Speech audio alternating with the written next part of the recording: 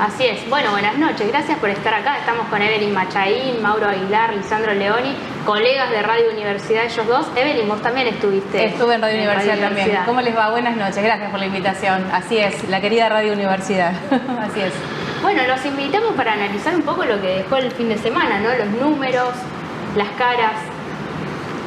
Bueno, no sé quién empieza, No se peleen. Bueno, yo dejo un título y ya mis colegas pueden seguir. Parece que fue una elección en la que todos se proclaman ganadores de algo. Y evidentemente hay varios derrotados. O por lo menos heridos de una elección que no los ha dejado bien parados. Alguno podrá reponerse en junio y otros ya no. Me sumo a lo que decía Mauro en función de que primero perdimos, creo que todos, porque fue la elección en la que hubo menor cantidad de electores que fueron a las urnas desde la recuperación de la democracia a esta parte. No llegamos ni al 60% de cantidad de votantes que decidieron acercarse a sufragar. Y después es un poco lo que decía Mauro, ¿no? Ganaron todos, pero también yo creo que perdieron todos, ¿no? O al menos un poquito, porque el gobernador perdió un caudal de voto muy importante en relación a lo que fue su performance en el 2023, que lo unge como gobernador, siendo él la cara principal de Unidos para Cambiar Santa Fe. El peronismo no tuvo una performance ni siquiera similar a la que tuvo Lewandowski para la gobernación en 2023, con un peronismo semipartido, la mayoría apostando a un candidato que era la cara nueva, joven y fresca, que venía a renovar, que es la de Juan Monteverde, y Lewandowski por fuera, que ni siquiera llegó a ocupar un lugar de los 59 que tiene la reforma de la Constitución. Una Libertad Avanza que para su primera experiencia electoral en la provincia de Santa Fe, siendo un partido muy joven, con tan solo 5 meses aquí en la provincia, se esperaba un poquitito más, pero termina en un tercer lugar siendo la fuerza oficialista. Amalia Granata también teniendo un importante caudal de votos, pero todos repartiéndose el segundo, tercer y cuarto lugar con un margen muy chiquito de diferencia entre cada uno de ellos. Y sí creo que la única gran ganadora en esta parcela es la Locomotora Olivera, que no se la esperaba y metió 3 constituyentes en lo que va a ser esta reforma constitucional. Sí, la baja participación me parece que es el factor para empezar a analizar todo lo que ha pasado después, ¿no? Histórico, y a pesar de que estábamos hablando de la importancia de reformar la Constitución de la provincia. Baja participación, que podemos analizar por qué el fenómeno de la baja participación, pero también me parece que hubo mucha desinformación, la gente no sabía que tenía que ir a votar y no era solamente una interna de concejal en la ciudad de Rosario, era realmente sustantivo, ¿no? Porque estamos pensando en una Constitución para el futuro, estamos pensando en quiénes van a escribir la letra de la nueva Constitución y no me parece menor ese detalle. Es cierto que muchos perdieron votos, pero también tiene que ver con esta baja participación, sin dudas.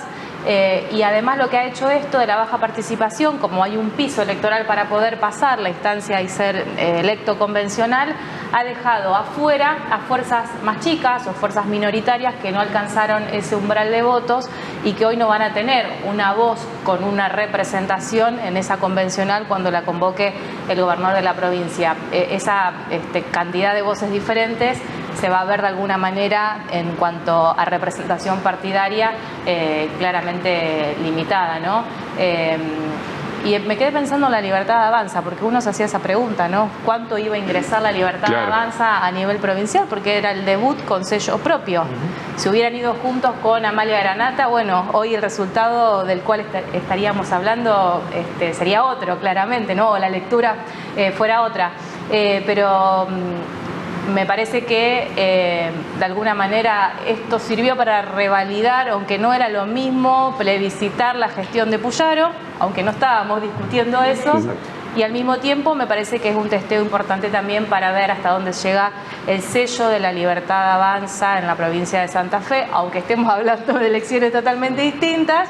Pero sí, por ejemplo, en el departamento de Rosario, la figura de Juan Pedro Alear, que hay que ver cuánto le pesa el sello y cuánto la figura de él como personaje, periodista, reconocido del último tiempo, ¿no? Que hay una particularidad ahí, porque no gana por mucho margen Juan Pedro Aliar en el departamento Rosario.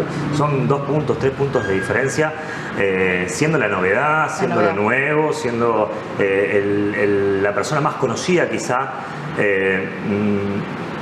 Hoy hasta más conocida que su contrincante, su principal contrincante, que fue Ciro Seisas, teniendo en cuenta que tuvo pantalla de televisión hasta hace 2 meses atrás en el programa más visto de la televisión. Sí, aparte, perdón, viene con la fuerza del gobierno nacional. Además, eso es una gran incógnita que me parece que queda flotando en esta elección, decir, bueno, ¿qué pasa con los sellos? Porque teníamos 2 sellos importantes, 3, el peronismo, la Libertad Avanza, que es un sello nacional, y Unidos, que es menos conocido. De hecho, las encuestas, cuando preguntaban por frentes, la Libertad Avanza superaba a Unidos y después cada candidato Puyaro superaba a Mayoraz. La marca en el caso de Unidos era Puyaro. Era Puyaro. No la coalición y su nombre. Pero... ¿Y la Libertad Avanza? ¿Qué pasó con eso? Porque también hay que preguntarnos, ojo que en lo nacional también se va a empezar a usar la boleta única. Nosotros los santafesinos tendríamos que salir a decir, ojo que los riesgos de la boleta única son estos. Son caras las que vamos a votar, me parece. Bueno, ahí me parece que hubo un error de estrategia de Karina Milei, que de alguna manera fue la armadora de la campaña en Santa Fe, que le cedió a Romina Díez el poder de decir qué, cómo. Y hubo, a mi entender, insisto, un error al no propiciar una alianza como propusieron desde los 2 sectores con Amalia Granata para captar un voto que era bastante semejante, un electorado que comparten, y apostó mucho a la marca y al gobierno nacional. Pensó que podía nacionalizar aquí y tener el mismo respaldo, trasladado por supuesto a la provincia, de electores de Milei. Claramente esto no se dio. Mayoraz no fue un candidato que permeó en la comunidad, en los electores, y el resultado de este tercer lugar, que creo que es un traspié, porque la Libertad Avanza, cuanto menos sabiendo que no podía vencer a Puyaro, aspiraba a quedar como la principal fuerza de la oposición, algo que finalmente no pudo lograr porque Monteverde quedó en el segundo lugar y el PJ oficial. Bueno, fíjate que es verdad, no se nacionalizó la campaña, eso puede explicar también en parte. Yo tengo una crítica. Sí, para mí no hubo campaña. No hubo. Claro. El gobernador se dedicó a gestionar con obra pública y seguridad, una agenda vinculada a eso. La Libertad Avanza y Somos Día decidieron jugar con la fake news o la desinformación, que era queremos eliminar el Senado, es lo único que no se va a poder hacer en esta nueva Constitución. Entonces, también. Y en el caso de Juan Pedro Aliar, tampoco hubo una gran campaña. Fue más lo que fue a los medios porteños a decir que era proscripto en Rosario que lo que pudo recorrer o mostrar de gestión desde el Consejo Municipal o desde donde fuese para esta campaña. Digo, en la única ciudad que gana el peronismo es Pérez. Que es la ciudad del jefe de campaña de Monteverde, que fue Pablo Corsalini. Digo, también dice mucho de esto de la campaña. No se nacionalizó, pero porque tampoco hubo campaña. Bueno, hay otros lugares que ganó Monteverde, No ganó en cada pueblo Puyaro, lo dijo simbólicamente, pero no ganó en cada pueblo. Ganó en los departamentos, creo. Acá en Rosario Pérez, no ganó. En Pérez no ganó, bueno, tiene a Corsalini claramente, es su lugar. Es el armado. Armado que seguramente se va a repetir para las nacionales del mes de octubre. Ganó en Casaleño, en algunos departamentos de Iriondo y en Los Amores, mirá. También ahí ganó Monteverde. Buenos datos. Sí, en unos lugares chiquititos. Ahí me estaban pasando el reporte, pero bueno, de todas formas no podemos desconocer que tuvo una muy buena elección Puyaro, ¿no? Le sacó una gran diferencia al resto del sector en una interna abierta del Partido Justicialista, casi. Sí, y la boleta única, me parece que también es lo que decía Mauro, marca algo. Puyaro es la persona más conocida de la provincia de Santa Fe.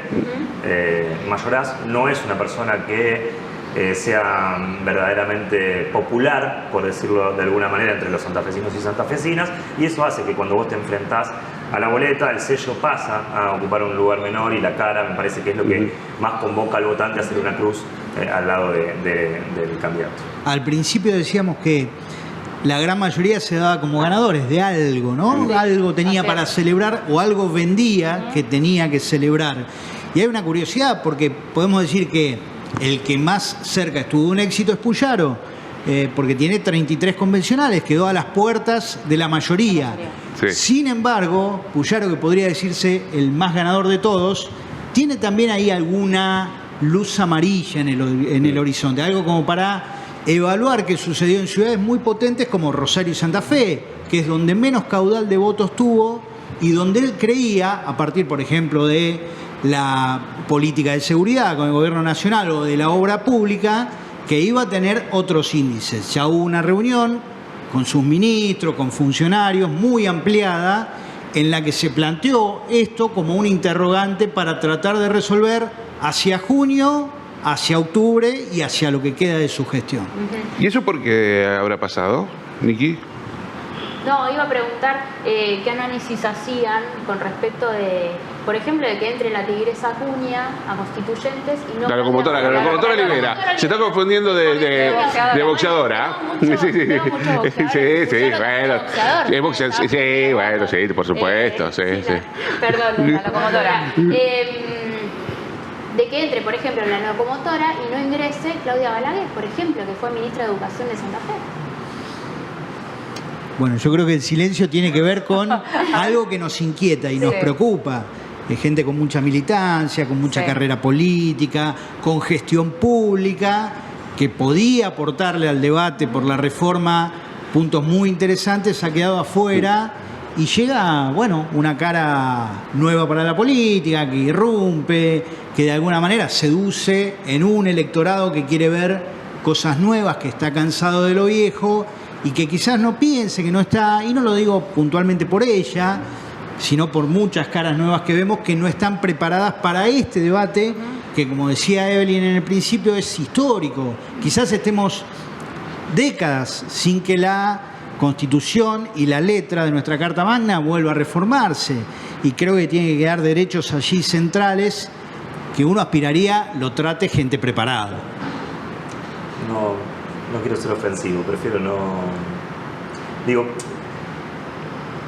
ganó la locomotora Libera porque es una persona que viene por fuera de la política con un discurso que viene desde la... No de ella, sino generalizado, que viene en contra de la política, que viene de lo más profundo de la antipolítica, a decir que la política no sirve, que los políticos no sirven, que la gestión no sirve, que tenemos que venir a cambiar todo de raíz. Bueno, ¿quién viene a cambiar todo de raíz? ¿O qué es lo que puede cambiar la locomotora Libera de raíz? No la conozco, la vi 2 veces en 2 entrevistas distintas. No puedo juzgar su capacidad política, no puedo juzgar sus ideas, pero digo, ¿por qué gana la locomotora y no gana Marcelo Lewandowski, que fue candidato a gobernador de la provincia? ¿Por qué no gana Claudia Balaguer? Digo, no ganar en el sentido de ser los primeros, sino ingresar a discutir cuál va a ser la próxima constitución en la provincia de Santa Fe. Sí. Digo, también tiene que ver con eso, ¿no? Volvemos a lo mismo. La boleta única es Votar la cara. votar la cara y votar a la persona conocida. Nosotros en la ciudad de Rosario tenemos mucha experiencia de quienes saltaron de los medios de comunicación a la política, tuvieron una gran primera performance en las elecciones. Lo mismo está pasando con la locomotora. Yo agrego dos factores o 2 consideraciones. Probablemente en el sector de la locomotora esté el apoyo que necesita Unidos para destrabar algunos puntos más conflictivos cuando se debata la reforma de la Constitución. De hecho, ya hubo declaraciones en ese sentido y por allí puede haber consensos que necesita Unidos, que está ahí nomás de tener la mayoría para poder avanzar en eso.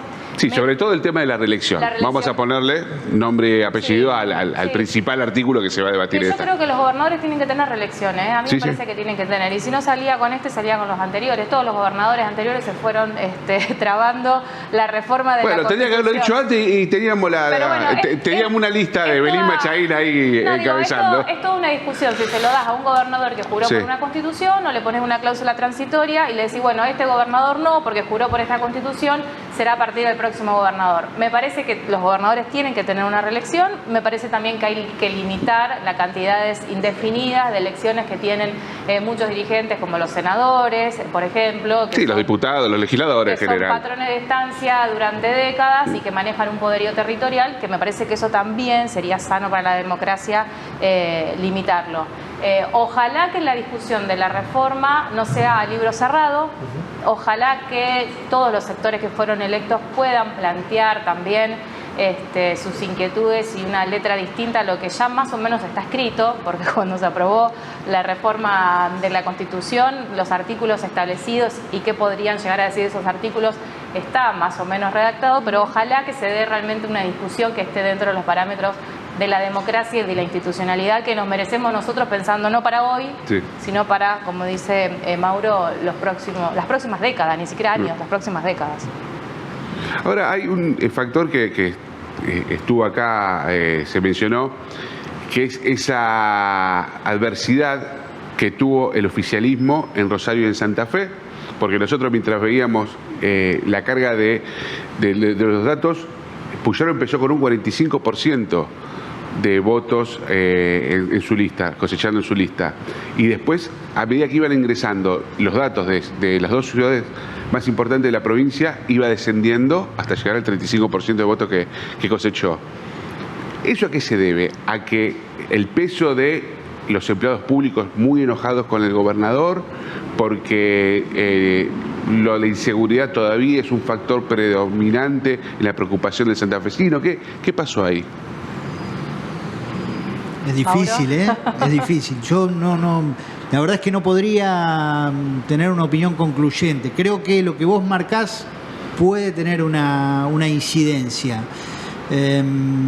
Pero habría que hurgar un poco más para saber qué ha sucedido con lugares donde, lo dijimos antes, Puyaro tenía mucha expectativa a partir de la campaña, y lo que decía Lisandro, su campaña fue gestión, fue mostrar que hacía cosas, no le interesaba plantear ninguna propuesta, y él pensó que ese desarrollo de campaña, entre comillas, le iba a dar réditos aquí en Santa Fe, y eso no sucedió. Habría que ver también, bueno, de hecho en Rosario el peronismo fue el lugar donde más se arrimó al gobernador.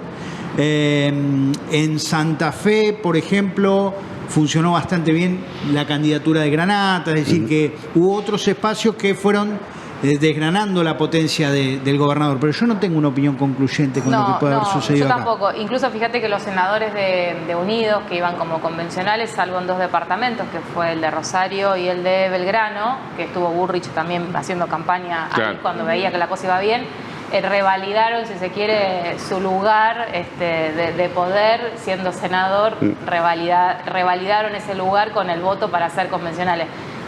También es cierto que la baja participación tiene un impacto, y también es cierto que si ustedes miran votos en blanco y votos nulos, cada uno se lleva cerca de 70.000 votos, 70.000 y pico. Y para pasar a convencional, que necesitas el 2,5% del padrón electoral, necesitas más o menos la misma cantidad. Es decir, que si esos votos se hubieran repartido entre el resto de las ofertas, probablemente hubiera sido una convención un poco más repartida. Pero son 140.000 votos que expresaron o que no querían votar o que no les gustaba, muchos anulando a propósito, digo, ¿no? Es un montón. Por la baja participación es un montón. Sí, voto a un candidato, porque hablábamos del 56%, pero si restamos el voto en blanco y el voto anulado... Te da menos. Te da menos, anda por el 46% de opción directa a un candidato, a una propuesta. Y volviendo a la pregunta de qué pasó en Rosario o en Santa Fe, algunos plantean que quizás sea un castigo a las gestiones locales. Yo no estoy tan seguro de eso, por aquello que decíamos antes de que la gente tenía muy claro quién era Puyaro. Creo que no se entremezclaba la gestión local. En todo caso, en el Consejo es otra la historia, pero no para